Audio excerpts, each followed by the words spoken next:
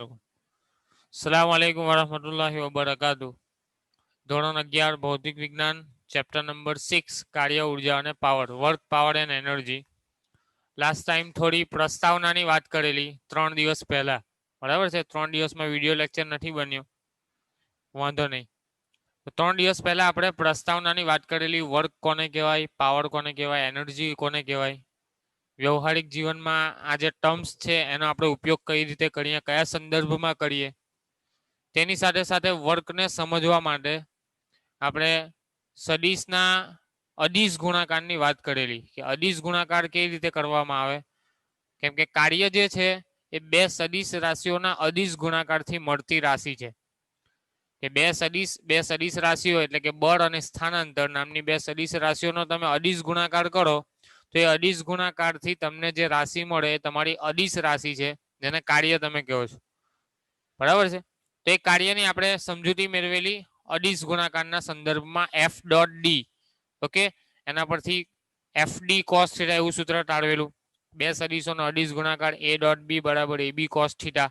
Cos થીટાનું મૂલ્ય શું આવે એની પણ ચર્ચા કરેલી, એક ઉદાહરણ પણ કરેલું. હવે આપણે ચેપ્ટરના મેઇન ટોપિક પર આવીએ.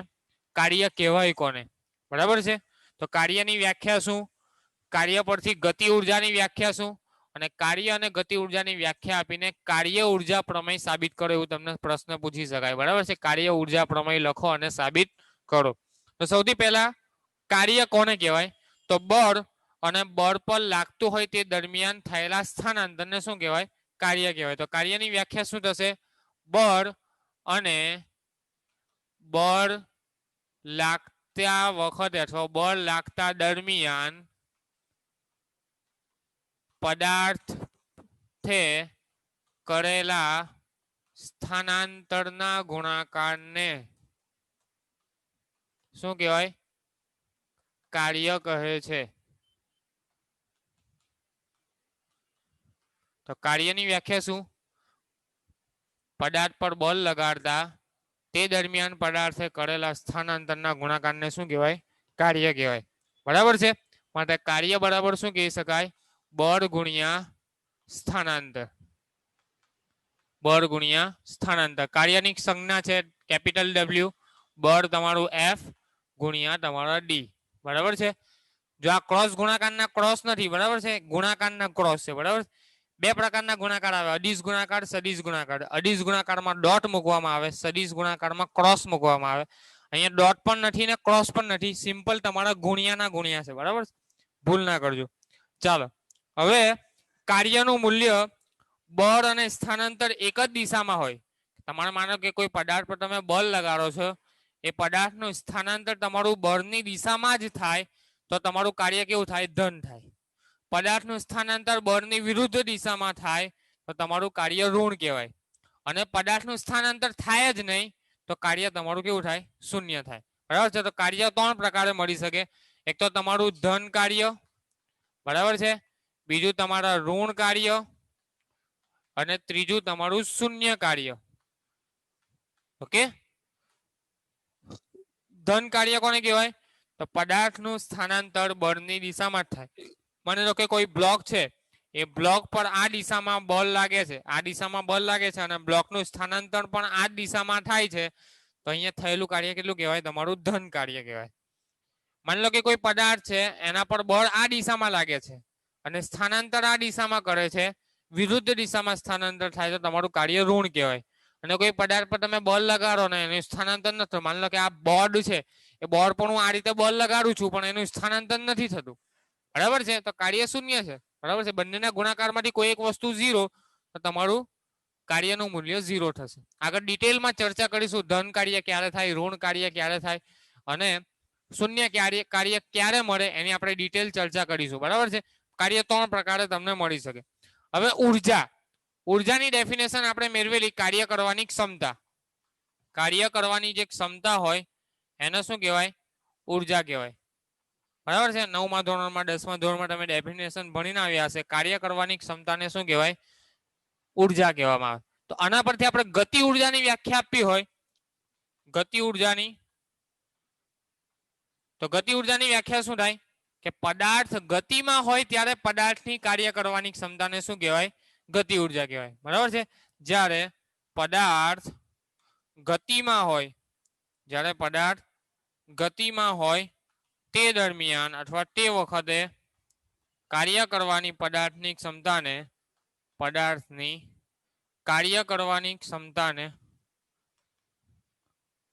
શું કહેવાય? તે પદાર્થની ગતિ ઉર્જા કહે છે. તે પદાર્થની ગતિ ઉર્જા કહે છે. ઓકે, પદાર્થ જ્યારે ગતિમાં હોય ત્યારે તેની કાર્ય કરવાની ક્ષમતાને શું કહેવાય? ગતિ ઉર્જા કહેવાય. જો પદાર્થ વધારે ઝડપથી ગતિ કરતો હોય તો તમે એવું કહેશો કે એની ગતિ ઉર્જા વધારે છે. જો પદાર્થ ઓછી ઝડપથી ગતિ કરતો હોય તો તમે કહેશો કે એની ગતિ ઉર્જા તમારી ઓછી છે. ઓકે, બીજી ગતિ ઉર્જાની એક વ્યાખ્યા છે. ગતિ ઉર્જાની વ્યાખ્યા શું છે? કે પદાર્થના દળ અને પદાર્થના વેગના વર્ગના અડધા મૂલ્યને, પદાર્થના દળ અને પદાર્થના વેગના વર્ગના ગુણાકારના અડધા મૂલ્યને પદાર્થની શું કહેવાય? ગતિ ઉર્જા કહેવામાં આવે છે. એનો મતલબ શું થાય? ગતિ ઉર્જા એટલે કે કાઇનેટિક એનર્જી. તો kinetic energy K is equal to શું થાય? પદાર્થના દળ ગુણ્યા પદાર્થના વેગનો વર્ગ અને એનું અડધું મૂલ્ય. બરાબર છે. તો એને શું કહેવાય? પદાર્થની ગતિ ઉર્જા. પદાર્થના દળ, પદાર્થના વેગના વર્ગ અને એનો ગુણાકાર અને એનું અડધું મૂલ્ય લ્યો તો એને તમને શું કહેવાય? પદાર્થની ગતિ ઉર્જા મળે. શું મળે? પદાર્થની ગતિ ઉર્જા. ગતિ ઉર્જા એટલે કાઇનેટિક એનર્જી. કાઇનેટિક એનર્જી પરથી ગતિ ઉર્જાનો સિમ્બોલ છે કેપિટલ K. બરાબર છે. તો 1/2 mv² એ તમને શાનું સૂત્ર આપે? ગતિ ઉર્જાનું સૂત્ર આપે. ચલો, આ તમારી સિમ્પલ ચર્ચા થઈ ગઈ કે કાર્ય કહેવાય કોને, કાર્ય ક્યારે ધન હોય, કાર્ય ક્યારે ઋણ હોય, કાર્ય ક્યારે શૂન્ય હોય. બરાબર છે. કાર્ય પરથી ઉર્જાની વ્યાખ્યા આપી, ઉર્જા પરથી ગતિ ઉર્જાની વ્યાખ્યા આપી અને ગતિ ઉર્જાનું સૂત્ર મેળવ્યું. બરાબર છે. હવે આપણે સાબિત કરીએ કાર્ય ઉર્જા પ્રમેય. શું સાબિત કરીએ? કાર્ય અને ઉર્જાનો પ્રમેય. કે કાર્ય એ શું છે? કે ભાઈ પદાર્થની ગતિ ઉર્જામાં થતો ફેરફાર જ છે. શું છે કાર્ય? ગતિ ઉર્જામાં થતો ફેરફાર છે એવું સાબિત કરો. એને શું કહેવાય? કાર્ય ઉર્જા પ્રમેય. Delta K is equal to W તમારે સાબિત કરવાના. શું કરવાના? Delta K is equal to W. કેવી રીતે સાબિત કરશો જોઈએ? કાર્ય ઉર્જા પ્રમેય. કાર્ય ઉર્જા તમને 2 માર્ક્સમાં કે 3 માર્ક્સમાં થિયરી પૂછાય. કાર્ય ઉર્જા પ્રમેય લખો અને સાબિત કરો. તો કાર્ય ઉર્જા પ્રમેય શું કે? તો સૌથી પહેલા આપણે માની લે કે ધારો કે કોઈ પદાર્થ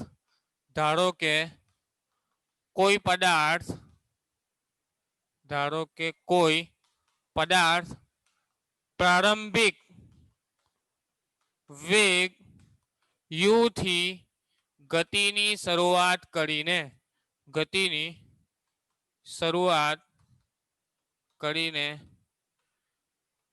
વેગ v પ્રાપ્ત કરે છે. બરાબર છે. પ્રારંભિક વેગ u હતો, ગતિની શરૂઆત કરે અને v જેટલો વેગ પ્રાપ્ત કરે. u માંથી v વેગ છે, વેગમાં વધારો થયો માટે પદાર્થનો પ્રવેગ તમારો કેટલો છે? s જેટલો, સોરી a જેટલો છે. પ્રવેગ કેટલો છે તમારો? a જેટલો. અને પદાર્થે કરેલું સ્થાનાંતર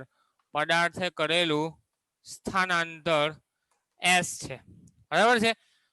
ધારો કે m દર ધરાવતો કોઈ પદાર્થ u જેટલા પ્રારંભિક વેગથી ગતિ કરીને v જેટલો અંતિમ વેગ પ્રાપ્ત કરે છે. આ દરમિયાન વેગમાં વધારો થાય છે માટે પદાર્થનો પ્રવેગ a જેટલો અને પદાર્થે કરેલું સ્થાનાંતર s જેટલું. તો અચળ પ્રવેગી ગતિના ત્રીજા સમીકરણ મુજબ v² - u² is equal to 2as.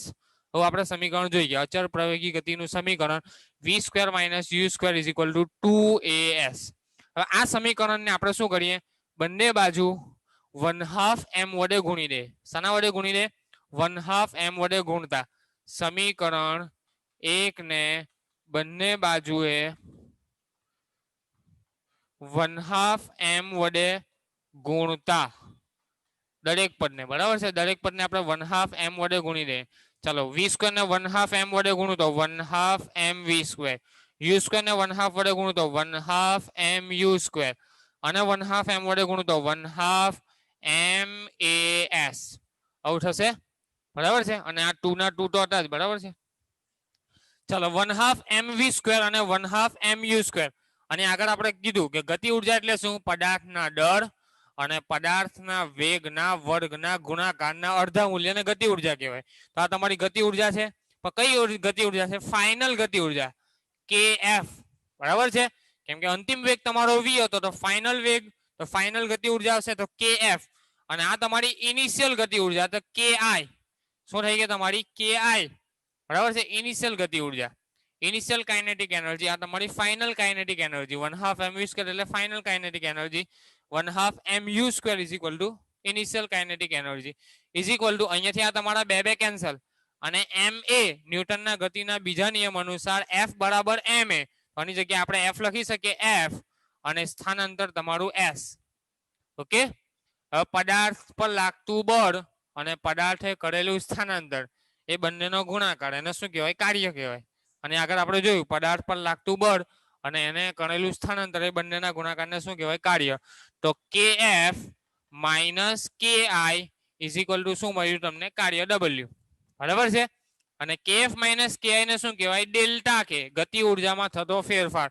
આ અંતિમ ગતિ ઉર્જા, આ તમારી પ્રારંભિક ગતિ ઉર્જા. અંતિમ માઇનસ પ્રારંભિક એટલે ગતિ ઉર્જામાં થતો ફેરફાર, એને આપણે શું કહીએ? ડેલ્ટા કે. તો ડેલ્ટા કે ઇઝ ઇક્વલ ટુ શું થશે? તમારું w. તો આ જે સમીકરણ આવ્યું એને શું કહેવાય? કાર્ય ઉર્જા પ્રમેય, બરાબર છે. તો કાર્ય ઉર્જા પ્રમેયનું સેન્ટેન્સ લખવું હોય, વિધાન લખવું હોય તો શું કહી શકાય?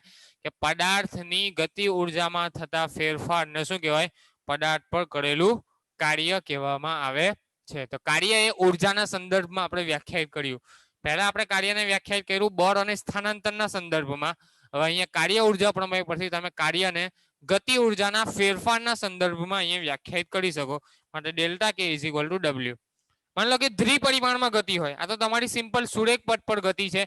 દ્વિપરિમાણમાં આપણું સૂત્ર હતું v² minus u² is equal to 2ad, બરાબર છે. યાદ હોય તો દ્વિપરિમાણમાં સમતલમાં ગતિ હોય તો આ સમીકરણ તમારું આવતું હતું v² minus u² is equal to 2ad.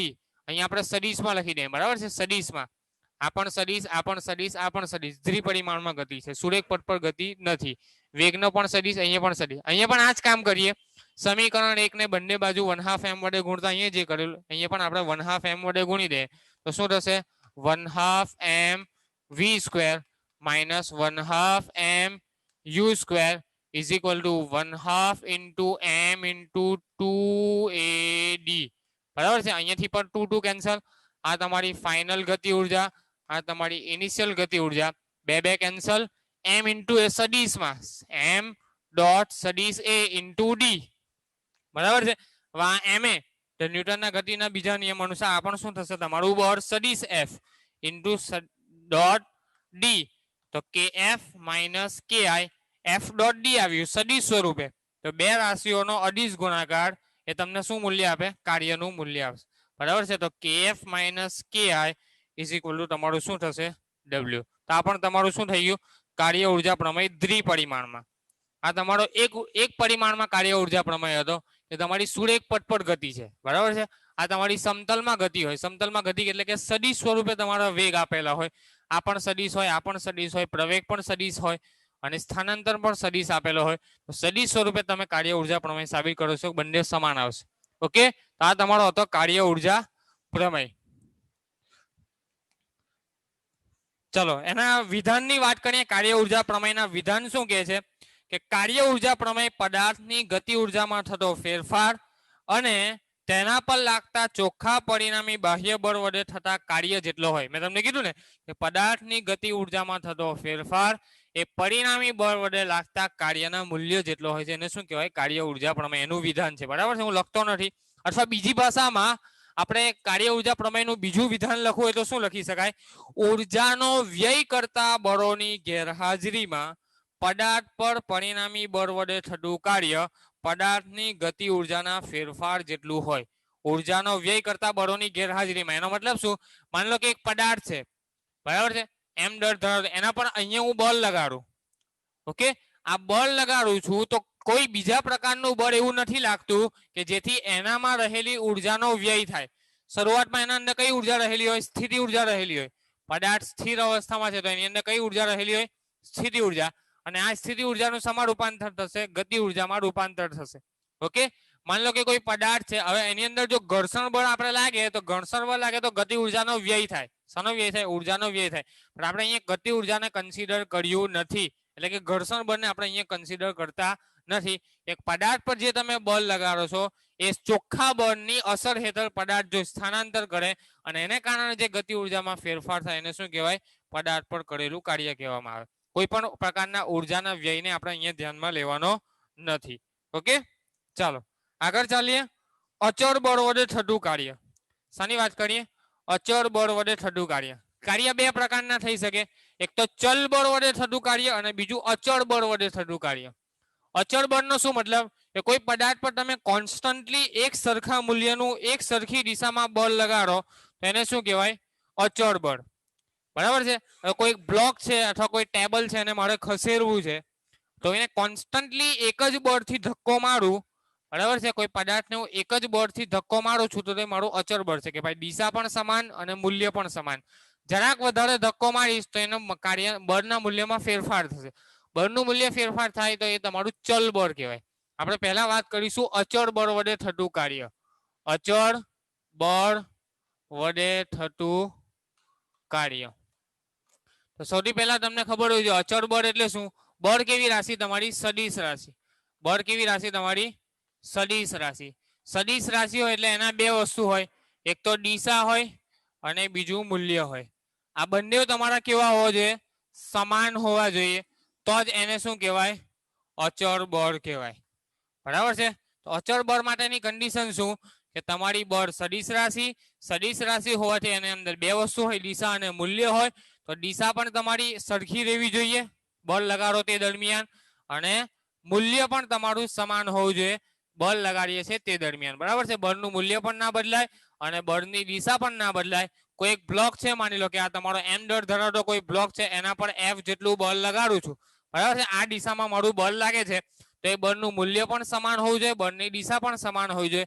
તે વખતે જે લાગતું બળ હોય એને કયું બળ કહેવાય? અચળ બળ. તો આ અચળ બળ વડે કાર્ય કેવી રીતે મેળવી શકાય? તે જ આપણો જે નિયમ છે તે જ અચળ બળ વડે કાર્ય કેવી રીતે મેળવી શકાય? તો પદાર્થ પર થતું કાર્ય, તો કાર્ય બરાબર શું? તો બળનું મૂલ્ય. શાનું મૂલ્ય? બળનું મૂલ્ય ગુણ્યા બળ લાગતા દરમિયાન, બળ લાગતા દરમિયાન બળની દિશામાં થયેલું કાર્ય. બરાબર છે. ઓકે, પદાર્થ પર થયેલું કાર્ય શું થશે? બળનું મૂલ્ય ગુણ્યા બળ લાગતા દરમિયાન બળની દિશામાં અથવા બળની વિરુદ્ધ દિશામાં, જે દિશામાં તમારું કાર્ય થતું હોય તે, તો બળ પર લાગતા દરમિયાન બળની દિશામાં થયેલું સ્થાનાંતર. બળની દિશામાં થયેલું શું આવશે? સ્થાનાંતર.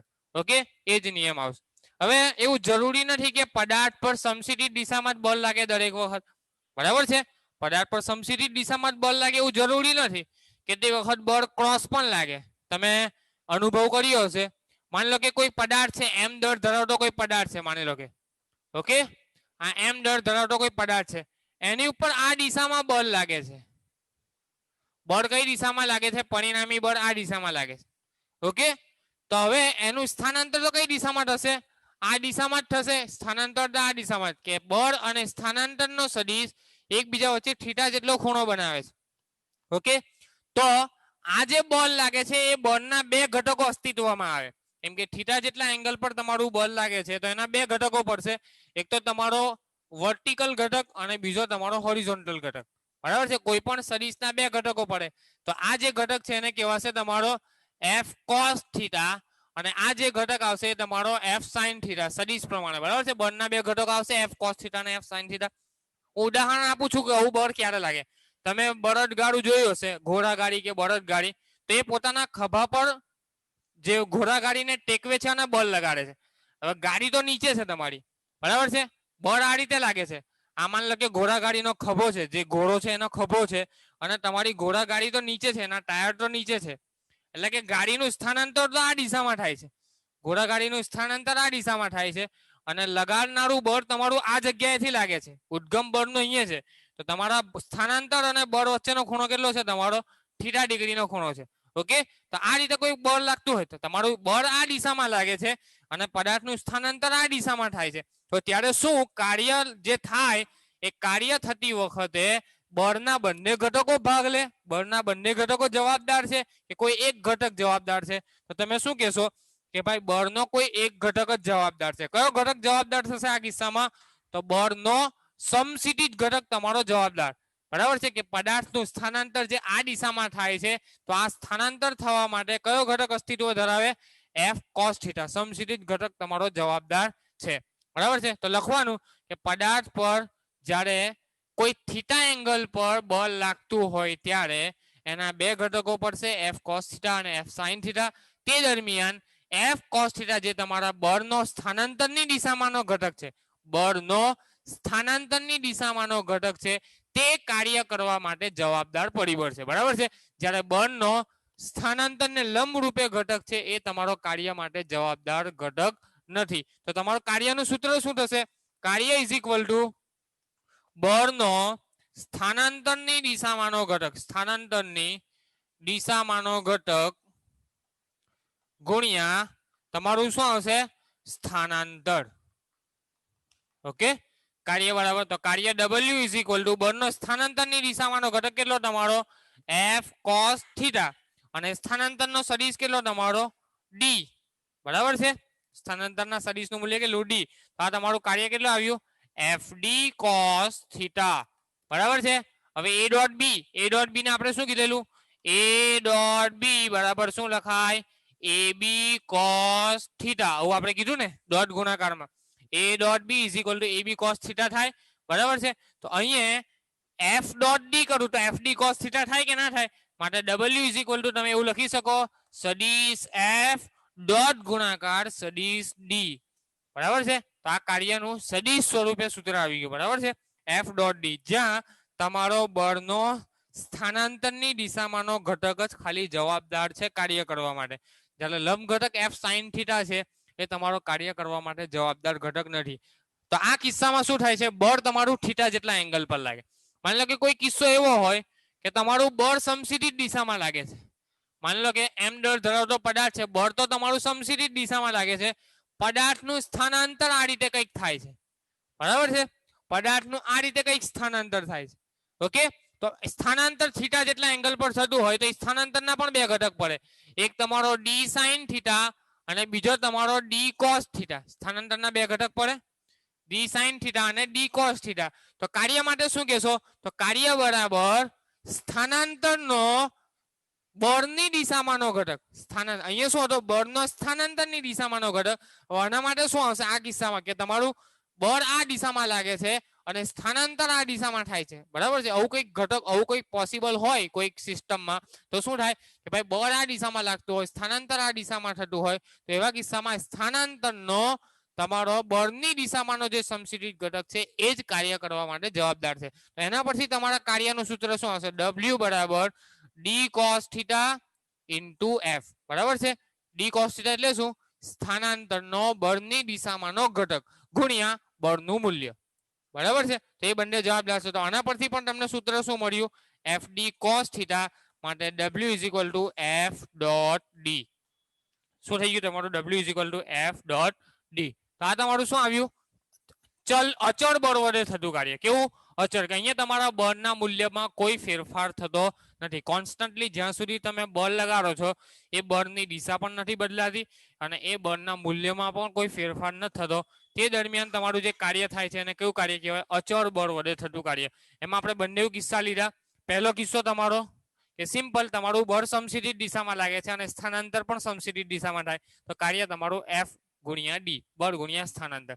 બીજો કિસ્સો તમારો કે બળ આ દિશામાં લાગે છે અને સ્થાનાંતર આ દિશામાં. મેં તમને ઘોડાગાડીનું કે બળદગાડીનું ઉદાહરણ આપ્યું. બરાબર કે બળ આ દિશામાં લાગે અને સ્થાનાંતર આ દિશામાં થાય તો એ દરમિયાન કાર્યમાં શું થાય કે એ દરમિયાન બળનો ખાલી સમસ્થિતિજ ઘટક જ કાર્ય કરવા માટે જવાબદાર છે. વર્ટિકલ ઘટક તમારો કાર્ય કરવા માટે જવાબદાર નથી. એટલે કાર્ય માટે કયો ઘટક જવાબદાર થશે? F cos θ. માટે કાર્યનું સૂત્ર શું આવશે? કાર્ય બરાબર બળનો સ્થાનાંતરની દિશામાંનો ઘટક એટલે કે સમસ્થિતિજ દિશામાંનો ઘટક ગુણ્યા તમારા સ્થાનાંતર. બરાબર છે. બળ ગુણ્યા સ્થાનાંતર. F cos θ ગુણ્યા D. માટે FD cos θ, FD cos θ પરથી સદિશના ગુણાકારના સ્વરૂપે તમે લખી શકો F dot D. W is equal to F dot D. બીજો કિસ્સો એવો હોય કે માની લો કે તમારું બળ આ દિશામાં લાગે છે સમશીતોષ દિશામાં અને સ્થાનાંતર આ દિશામાં થાય છે, બરાબર. કોઈ કિસ્સો એવો હોય કે સ્થાનાંતર તમારો આ દિશામાં હોય અને બળ આ દિશામાં લાગે અને થીટા જેટલો ખૂણો બનાવતો હોય, તો તે દરમિયાન જે કાર્ય થાય એ કાર્ય કોના અંદર જવાબદાર છે કે સ્થાનાંતરના બળની દિશાના ઘટક D cos થીટા પર જવાબદાર છે, D sin થીટા પર જવાબદાર નથી, બરાબર છે. એટલે કે આના પર આધાર રાખતું નથી. જે કાર્ય થાય છે એ ખાલી D cos થીટા પર જ આધાર રાખે. તો એના પરથી તમારું સૂત્ર શું આવશે? કાર્ય ઇઝ ઇક્વલ ટુ સ્થાનાંતરનો બળની દિશામાંનો ઘટક ગુણ્યા બળનું મૂલ્ય, બરાબર છે. બળ ગુણ્યા સ્થાનાંતર, બરાબર છે. તો અહીંયાથી પણ તમને સૂત્ર મળશે FD cos theta is equal to F dot D. હવે આ ચર્ચા પરથી આપણે મેળવીએ કે કાર્ય ક્યારે ધન હોય, કાર્ય ક્યારે ઋણ હોય અને કાર્ય ક્યારે શૂન્ય હોય. કઈ કઈ બાબતોમાં કાર્યનું મૂલ્ય ધન આવે, કઈ બાબતોમાં કાર્યનું મૂલ્ય ઋણ આવે અને કયા કિસ્સામાં કાર્યનું મૂલ્ય શૂન્ય થાય, એની આપણે ચર્ચા કરીએ. આપણે કાર્યનું વ્યાપક સૂત્ર મેળવ્યું. કાર્ય W is equal to F dot D. કાર્ય W ઇઝ ઇક્વલ ટુ સદિશ F ડોટ સદિશ D. બીજી ભાષામાં શું કહેવાય? FD cos theta. ઓકે. હવે મેથેમેટિક્સ વાળાને ખબર છે cos થીટાનું મહત્તમ મૂલ્ય કેટલું? 1. cos થીટાનું મેક્સિમમ મૂલ્ય, cos થીટાનું મેક્સિમમ મૂલ્ય કેટલું તમારું? 1. એટલે કે તમારું cos થીટા મેક્સિમમ કેટલું થાય? 1 હોય તો તમારો થીટા બરાબર કેટલો થાય? 0 ડિગ્રી. એટલે કે કાર્ય મહત્તમ ક્યારે થાય કે બળ અને સ્થાનાંતર બંને સદિશ વચ્ચેનો ખૂણો તમારો 0 ડિગ્રીનો હોય તો તમે મેક્સિમમ કાર્ય કરી શકો. એટલે તમે જોજો, કોઈ બ્લોક છે, આ m દળ ધરાવતો કોઈ બ્લોક છે, એને આ તરફ તમે ખેંચો, જો આ દિશામાં બળ લગાડો તો તમે ઝડપથી ખેંચી શકો. અને માની લો કે એને દોરી વડે બાંધીને આ રીતે ઉપર ખેંચો, બરાબર છે. આ રીતે તમે ઉપર ખેંચો તો એની ઝડપમાં ઘટાડો થાય. કોઈ બ્લોક છે એને તમે નીચે બેસીને ખેંચો, બરાબર, સમશીતોષ દિશામાં બળ લગાડો તો ઝડપથી ખેંચાઈ જાય. અને એ જ બ્લોકને તમે અહીંયાથી ઉભા રહેલા છો ને બ્લોક નીચે, તમે નાના હતા ત્યારે પેલી રમકડાની ગાડી દોરી વડે બાંધીને ચલાવતા હશે, બરાબર છે. તો એ દરમિયાન શું થાય કે એ ગાડીને ખેંચવા માટે તમારે બળ વધારે લાગવું પડે અથવા કાર્ય ઓછું થાય. કાર્ય ઓછું થાય એનો શું મતલબ કે સ્થાનાંતર એ ગાડી તમારી ઓછું કરે. સીધું સીધું બળ લગાડો તો સ્થાનાંતર વધારે થાય, મેક્સિમમ કાર્ય થાય.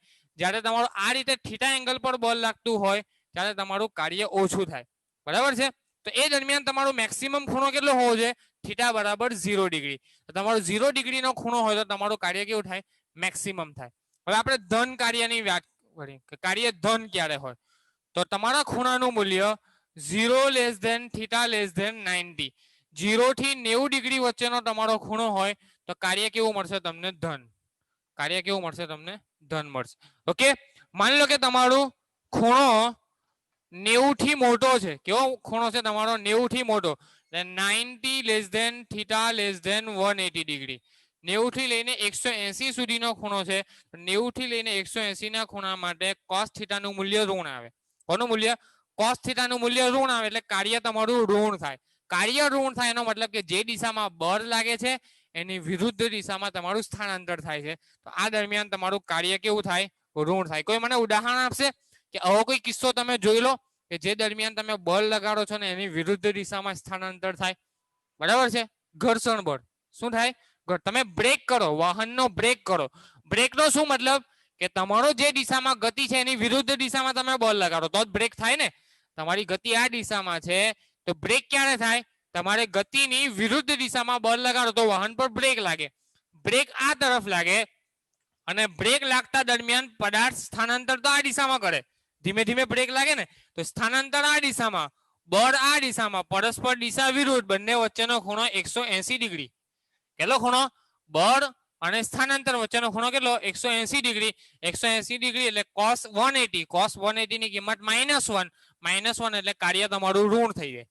cos થીટા -1, cos 180 -1 એટલે -FD આવશે. -FD એટલે કાર્ય તમારું કેવું થઈ જાય? ઋણ. તો ઘર્ષણ બળની અસર હેઠળ થતા તમામ કાર્ય કેવા હોય? ઋણ હોય, બરાબર છે. અને ત્રીજો ટોપિક તમારો શૂન્ય કાર્ય. કયું? શૂન્ય કાર્ય. શૂન્ય કાર્ય બધા બહુ કિસ્સામાં હોય. નંબર 1, તમારું કાર્યનું સૂત્ર શું છે? W is equal to F into D into cos theta. ચલો, બળનું મૂલ્ય માની લો કે શૂન્ય હોય. તમે કોઈ પદાર્થ પર કોઈ બળ જ નથી લગાડતા. માની લો કે બ્લોક તમારો સ્થિર છે, એના પર કોઈ પણ પ્રકારનું બળ લાગતું નથી, તો એના માટે શું થાય, કાર્યનું મૂલ્ય 0. આ 0 થાય, આ 0, તો કાર્ય પણ તમારું 0. એટલે પહેલો કિસ્સો, પદાર્થ પણ કોઈ પણ પ્રકારનું બાહ્ય બળ લાગતું ન હોય તે દરમિયાન થતું કાર્ય કેટલું તમારું 0 હોય. માની લો કે કોઈ પદાર્થ પર તમે બળ લગાડો છો પણ સ્થાનાંતર જ નથી થતું, સ્થાનાંતર 0 છે, એવો કિસ્સો. આ દિવાલ છે, હું ધક્કો મારું છું, બરાબર છે, કાર્ય કર્યું એટલે મેં શું કર્યું, બળ લગાડ્યું, બળ લાગ્યું પણ સ્થાનાંતર થયું નથી, થયું. દિવાલનું સ્થાનાંતર થતું નથી, સ્થાનાંતર 0, તો કાર્ય પણ તમારું 0, બરાબર છે. પહેલા જ મેં ચેપ્ટરની શરૂઆતમાં જ કીધેલું કે આ વ્યવહારિક જીવનમાં આપણે શું કહીએ છીએ કે મેં બહુ કામ કર્યું. એક માણસ આખો દિવસ એક પથ્થરને ધક્કો મારે છે 24 કલાક સુધી, પણ પથ્થર સ્થાનાંતર નથી કરતો, તો એ માણસ એમ કે મેં બહુ કામ કર્યું. તો ભૌતિક વિજ્ઞાનની ભાષામાં એવું કહેવાય કે એને કંઈ કામ નથી કર્યું, બરાબર છે. ભૌતિક વિજ્ઞાન ઊંધું છે. ભૌતિક વિજ્ઞાન શું કે જો પદાર્થ પર તમે બોલ લગાડો અને એનું સ્થાનાંતર થાય તો જ એને કાર્ય કરેલું કહેવાય. જો એનું સ્થાનાંતર ના થાય તો એને કાર્ય કરેલું કહેવાય નહીં. તમે કહેશો કે મેં 10 કલાક વાંચ્યું, 16 કલાક વાંચ્યું અને તમને આઉટપુટમાં, પરિણામમાં, રિઝલ્ટમાં 0% મળે, તો એનો શું મતલબ, તમારું કરેલું કાર્ય શૂન્ય છે, બરાબર છે. તમે જેટલું કામ કરો છો, જેટલું તમે વાંચો છો, રીડિંગ કરો છો, એનું તમને આઉટપુટ મળવું જોઈએ, બરાબર છે, અને તમને રિઝલ્ટમાં દેખાય. તમે બળ લગાડો તો સ્થાનાંતર થવું જોઈએ, સ્થાનાંતર થાય તો જ કાર્ય થયેલું કહેવાય, સ્થાનાંતર ના થાય તો તમારું કાર્ય થયેલું કહેવાય નહીં. અહીંયા ડી નું મૂલ્ય 0, સ્થાનાંતર 0, તમે બળ લગાડો છો, સ્થાનાંતર નથી થતું, ત્યારે પણ તમારું કાર્ય કેવું થશે, શૂન્ય થશે. અને એક કિસ્સો એવો છે કે થીટા બરાબર 90 ડિગ્રી હોય, બરાબર છે. થીટા બરાબર કેવું હોય, 90 ડિગ્રી, એટલે કે તમે બળ તમારું લંબ રૂપે લાગતું હોય. માની લો કે એક બ્લોક છે, આ રીતે એમ દર ધરાવતો કોઈ બ્લોક છે, આ બ્લોકને મારે આ રીતે ગતિ કરાવો છે ને ઉપર આ રીતે બળ લગાડો, થાય? એક પથ્થર છે અથવા એક બ્લોક છે અથવા એક ટેબલ છે, એ ટેબલ પર ઉપરથી બળ લગાડો, તમે એવું વિચારો કે આ બાજુ ગતિ કરે, પોસિબલ છે? નથી પોસિબલ. તમારે બળની દિશામાં બળ, મતલબ સ્થાનાંતરની દિશામાં બળ લગાડવું પડે. આ બાજુ એને સ્થાનાંતર કરાવવું હોય તો મારે આ દિશામાં બળ લગાડવું પડે, અથવા 0 થી લઈને 90 ડિગ્રી સુધીના વચ્ચેના કોઈ પણ ખૂણા માટે તમારે બળ લગાડવું પડે. જો તમે ઉપર 90 ડિગ્રી પર બળ લગાડો તો F અને D વચ્ચેનો ખૂણો 90, cos 90 ની કિંમત તમારી 0, તો કાર્યનું મૂલ્ય પણ 0 થાય. એટલે કે શું થાય, પદાર્થ પર લાગતું બળ અને પદાર્થના સ્થાનાંતરની દિશા પરસ્પર લંબ રૂપે હોય તો એના પર લાગતું કાર્ય શૂન્ય થાય, બરાબર છે. અને ચોથો કિસ્સો, 3 કિસ્સા તો મેં બતાવ્યા. F0 હોય તો પણ કાર્ય 0, D0 હોય તો પણ કાર્ય 0, થીટા 90 હોય તો પણ કાર્ય 0. અને ચોથો કિસ્સો, એક તમને ઉદાહરણ આપું, આજ 90 ડિગ્રીનો ઉદાહરણ આપું. તમે પથ્થર વડે અથવા દોરી વડે પથ્થરને બાંધો છો, બરાબર છે. કયું બળ લાગે અહીંયા, કેન્દ્રગામી બળ, કેન્દ્રગામી બળ લાગે ને, F. દોરી વડે પથ્થરને તમે આ રીતે ફેરવો છો તો કેન્દ્રગામી બળ લાગે. પદાર્થનું સ્થાનાંતર કઈ દિશામાં થાય, આ દિશામાં, સ્પર્શકની દિશામાં. પથ્થર ફરે છે આ રીતે, બળ આ દિશામાં લાગે છે, પદાર્થ આ રીતે દિશામાં ગતિ કરે છે. બંને વચ્ચેનો ખૂણો કેટલો, 90 ડિગ્રી. 10મા ધોરણમાં ભણીને આવ્યા, વર્તુળના કોઈ પણ બિંદુએ દોરેલો સ્પર્શક સ્પર્શ બિંદુએ દોરેલી ત્રિજ્યાને લંબ રૂપે હોય. 10મા ધોરણમાં વર્તુળમાં પ્રમેય ભણેલા. સ્પર્શ બિંદુએ દોરેલી ત્રિજ્યાને લંબ રૂપે, આ સ્પર્શ બિંદુ, આ સ્પર્શક, આ ત્રિજ્યા, બંને પરસ્પર કેવા હોય, લંબ રૂપે હોય. તો આ ખૂણો પણ તમારો 90. બળ સ્થાનાંતર, બળ સ્થાનાંતર, કોઈ પણ બિંદુએ તમે વિચારી શકો, બરાબર છે, કોઈ પણ બિંદુએ. તો અહીંયા પણ 90 નો કેસ, તો અહીંયા પણ થયેલું વર્તુળમય ગતિ કરતા પદાર્થ માટે કાર્યનું મૂલ્ય કેટલું આવશે, તમારું 0 આવશે. ઓકે. એટલે છેલ્લી વાત કરી લઈએ આપણે કાર્યના એકમોની. શાની વાત કરીએ, કાર્યના જુદા જુદા એકમો. કાર્યના એકમો. તો કાર્યનું સૂત્ર શું, W = F × D, બરાબર છે, F ડોટ D. ચાલો, F નો એકમ તમારો ન્યૂટન, D નો એકમ તમારો મીટર, તો કાર્યનો એકમ શું થશે, ન્યૂટન ઇન્ટુ મીટર. બીજી ભાષામાં એને જૂલ પણ કહેવામાં આવે. શું કહેવામાં આવે, જૂલ. કાર્યનો એકમ શું છે, જૂલ, બરાબર છે.